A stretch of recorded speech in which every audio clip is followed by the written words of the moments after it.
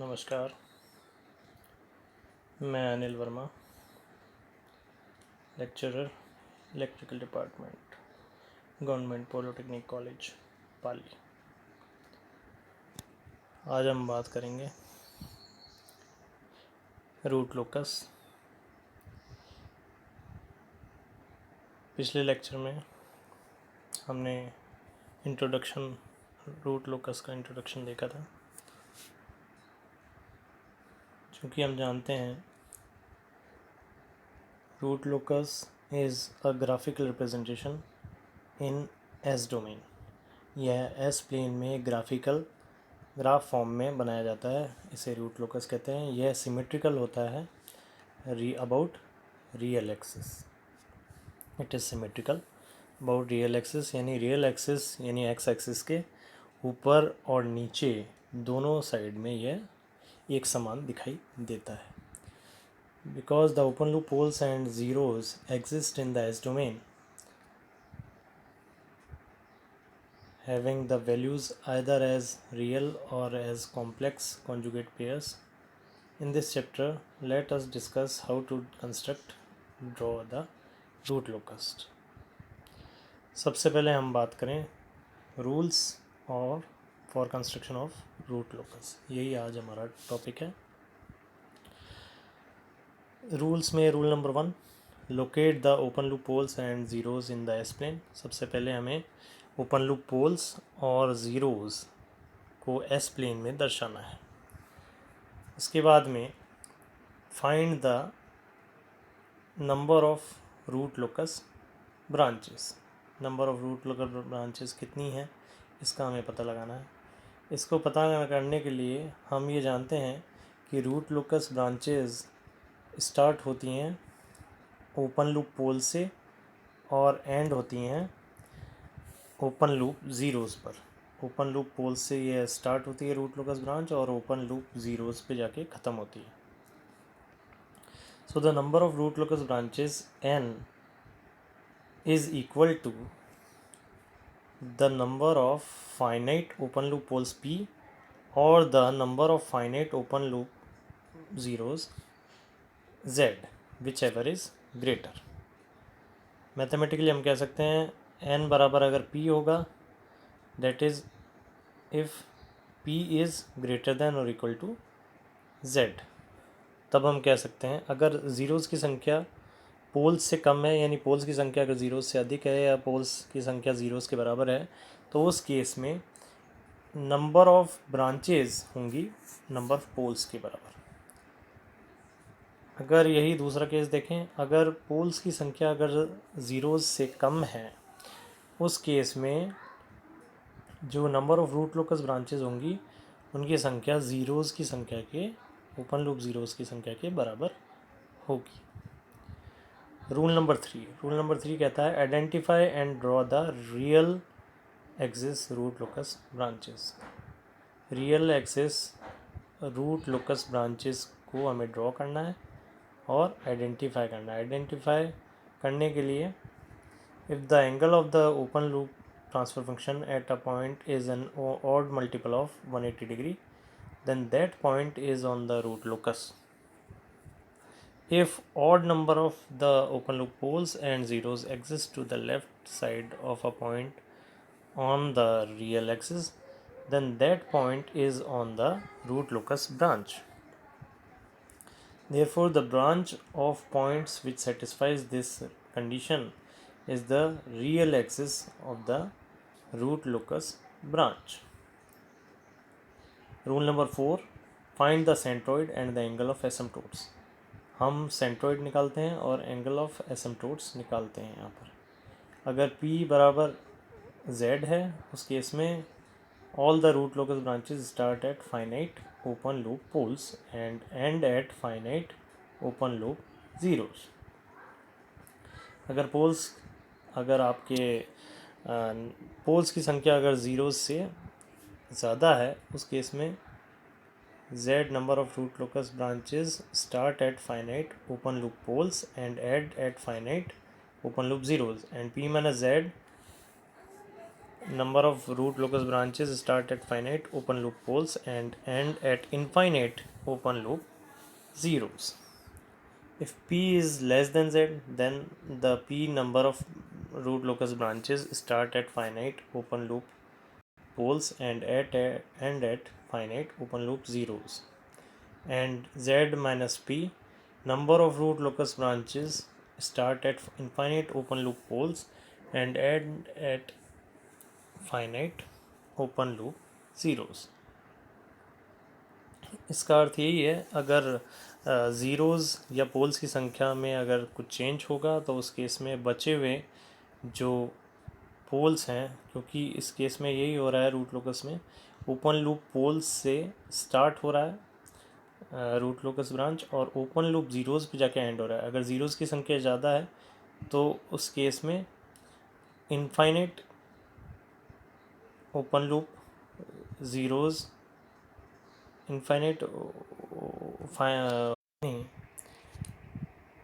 sum of the root locus branches approach infinity when p is not equals to z.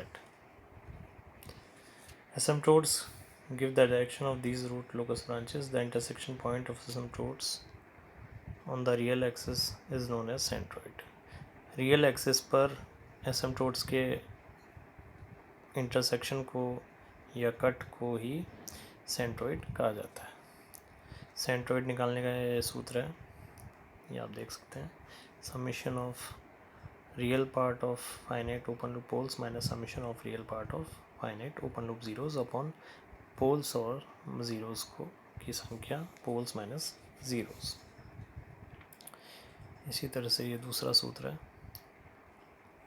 Theta is equals to 2q + 1 180 degree upon p minus z, where q is equals to 0 1 2 p minus z minus 1. Find the intersection point of root locus branches with the an imaging axis. अब imaging axis से जो intersection होता है root locus का, उसको निकाल सकते हैं हम through the राउथ array method. राउथ array method में जो स्पेशल कंडीशन होती है सेकंड, जिसके अनुसार कोई भी रो अगर ज़ीरो हो जाती है उस केस में हम ऑक्सिलरी इक्वेशन की सहायता से वैल्यू निकालते हैं और उस वैल्यू को सब्सटीट्यूट कर देते हैं. के की वैल्यू वहाँ से निकल करके आती है जिसकी वैल्यू को सब्सटीट्यूट करते हैं और हम इंटरसेक्शन पॉइंट निकाल लेते हैं रूट लोकस ब्रांच का इमेजिंग एक्सिस के साथ में. इसके बाद रूल नंबर 6 के अनुसार find break away and break in points. Root locus में आप एग्जिस्ट करने वाले ब्रेक इन और ब्रेक अवे पॉइंट्स निकालते हैं. ब्रेक इन और ब्रेक अवे पॉइंट्स निकालने के लिए हम dk/ds करेंगे और वहाँ से ब्रेक पॉइंट्स को k की वैल्यू से निकाल लेते हैं. फाइंड द रूल नंबर 7 अनुसार find the angle of departure and angle of arrival. Angle of departure angle departure निकालने के लिए ये फार्मूला है phi D is equals to 180 degree minus phi. Angle of arrival निकालने के लिए phi A is equals to 180 degree plus phi. Phi is equals to summation of phi P minus phi Z. ये example की सहायता से आप देख सकते हैं. यहाँ पर ये एग्जांपल है, इस एग्जांपल से हम रूट लोकस फॉर्म करेंगे. ऐसे यहाँ देखिए आप 3 नंबर ऑफ़ पोल्स हैं डिनोमिनेटर में, जिससे हम निकाल सकते हैं नंबर ऑफ़ पोल्स की संख्या है. यहाँ ज़ीरोज़ की संख्या 0 है क्योंकि न्यूमरेटर में एक भी एस की कोई वैल्यू नहीं है. यानी आप देख सकते हैं कि N root number of root locus branches is equals to P is equals to 3. तो आप ये देख सकते हैं. सबसे पहले रूल नंबर 1 अनुसार हम क्या करेंगे, इन पोल्स को और ज़ीरोज़ जो भी हैं यहाँ क्योंकि 3 पोल्स ही हैं उनको हम दर्शा लेंगे एस प्लेन में. ये देखिए आप यहाँ ये 3 पोल्स आपने लिए थे, इससे एक ब्रांच यहाँ पर निकल के आ रही है, एक ब्रांच इन 2 पोल्स के बीच में रहेंगी और यहाँ कोई भी ब्रांच नहीं होगी क्योंकि पोल से 0 तक रूट लोकस ब्रांच फॉर्म होती है. यहाँ 0 कोई है नहीं, इसलिए ये तो आपको 0 है नहीं, यानी 0 इन्फिनिटी पे होगा, इन्फिनिट पॉइंट पे, यानी ये ब्रांच ऐसे जाएगी इन्फिनिट पे 0 को ढूंढेगी. इन दोनों ब्रांचेस का क्या होगा वो हम देखेंगे अभी आगे. इसके बाद में हम स्टेप 2 अनुसार अल्फ़ा यानी सेंट्रोइड की वैल्यू निकाल लेंगे। सेंट्रोइड की वैल्यू निकालने के लिए बहुत ही आसान वो जो सूत्र है ऊपर वाला, अल्फ़ा इज इक्वल्स टू, इन पोल्स को ऐड करेंगे, -5 और -1 -6। ज़ीरोज़ की संख्या कुछ है नहीं, इसलिए ज़ीरो की संख्या माइनस नहीं हो पाएगी। अपॉन कितने पोल्स हैं, 3 पोल्स हैं, ज़ीरोज़ एक भी नहीं है, तो 3 - 0 यानी 3, इसलिए इसको जब कैलकुलेट करेंगे तो अल्फ़ा इज इक्वल्स टू -2 आ जाएगा। इसके बाद हम एंगल ऑफ एसिम्पटोट निकाल लेंगे। Theta is equals to formula ऊपर दिया हुआ है, उस फार्मूले अनुसार हमने अभी देखा था पीछे, ये इस फार्मूले अनुसार हम ये कैलकुलेट कर लेंगे। एंगल ऑफ एसिम्पटोट्स आने के बाद में इनको हम एस प्लेन पे दर्शा लेंगे। इस तरह से आप देख सकते हैं यहाँ पर ये हमने दर्शा दिया है। इसके बाद में एंगल ऑफ एसिम्पटोट्स निकालने के बाद में हम इंटरसेक्शन पॉइंट निकालेंगे। ये यहाँ इमेजिंग एक्सिस पर कहाँ इंटरसेक्ट करेंगे ये रूट लोकस ब्रांचेस, वो इंटरसेक्शन पॉइंट निकालने के लिए हम Routh Hurwitz criteria, Routh stability criteria की स्पेशल कंडीशन का सहारा लेंगे। उसके अनुसार ये हम वैल्यू निकाल लेंगे। ये देखिए ये वैल्यू कैलकुलेट कर लिया, एस इज इक्वल्स टू -0.473। ये ब्रेकअवे पॉइंट भी निकाल लिया है यहाँ पर, ये ब्रेकअवे पॉइंट हो गया, ये देखिए डायग्राम में शो हो रखा है। और -G√5 और G√5 ये वैल्यू के की निकल करके आ जाएगी थ्रू राउथ स्टेबिलिटी क्राइटेरिया। इस तरह से हमारा ये रूट लोकस डायग्राम हो जाएगा। और ये ब्रेकअवे पॉइंट यहाँ पर, ये देखिए आप यहाँ पर ये ब्रांच यहाँ इस तरह से निकल जाएगी बाहर। तो इस तरह से हम रूट लोकस डायग्राम बना सकते हैं। बहुत ही आसान होता है ये, इसको रूल के अकॉर्डिंग स्टेप बाय स्टेप चलना होता है और फाइनली हमारा रूट लोकस फॉर्म हो जाता है। Thank you.